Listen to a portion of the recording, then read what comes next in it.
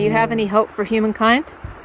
Well, you know, as a naturalist and science teacher that has always given my knowledge to other people, you know, just on the basics of, you know, wilderness survival and things like that, you know, I hope that the message comes across that, hey, you know what?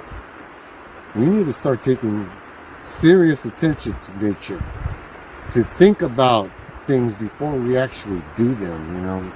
I'm noticing a lot of critical habitat loss everywhere. And you know what? These creatures, they're witnessing it too. And that's one of the reasons why they're coming out now. You hear stories of Sasquatch. You hear stories of Dogman. You even hear stories of things that aren't even known, that don't even have names, that I've actually seen and experienced.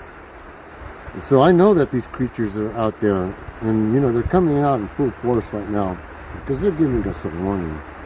For one thing, you know, we need large, long tracts of wilderness strands for these animals' corridors to go in and out of.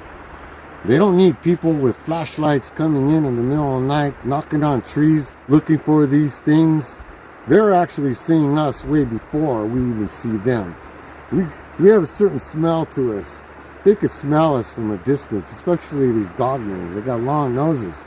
They got the best noses of them all. They could sense us from miles away. And if they smell you in their habitat, well, you know what? We're prey. You go in their habitat, you know, you should be careful. You think about it before you go in. Before you go into habitat, there's actually a way to go into nature to make sure that you come out safe. And you know, it's all about respect, man. Go in there, whatever you pack in, you pack out. You don't smoke cigarettes, throw your butts over there. You don't litter. Whatever you see, you actually take off. You leave it cleaner than when you found it. Don't leave your human trace there. Animals like bears see a Snickers bar on the ground, they eat it all up. They poop out the paper wrappings. It's not good, you know. We're irresponsible creatures. We're actually one of the worst animals in that environment. So these animals, you know, I'm alive today. I'm thankful that I am alive, that I'm able to give you this information. And I hope that you see me, that I'm a sincere man, because you know what I'm telling you is the absolute truth. You know, I honestly don't want people to go up past 6,500 feet. What are you doing up there anyway?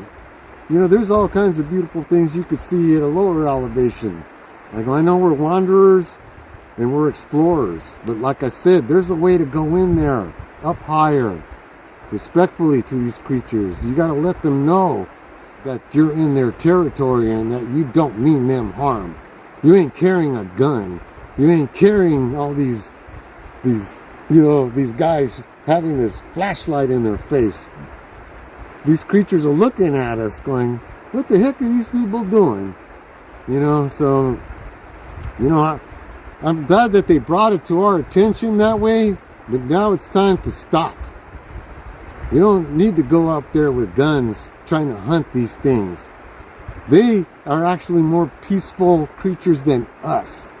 It's we that keep going out there doing these weird things that we do. You know, chopping down forests, eliminating animals.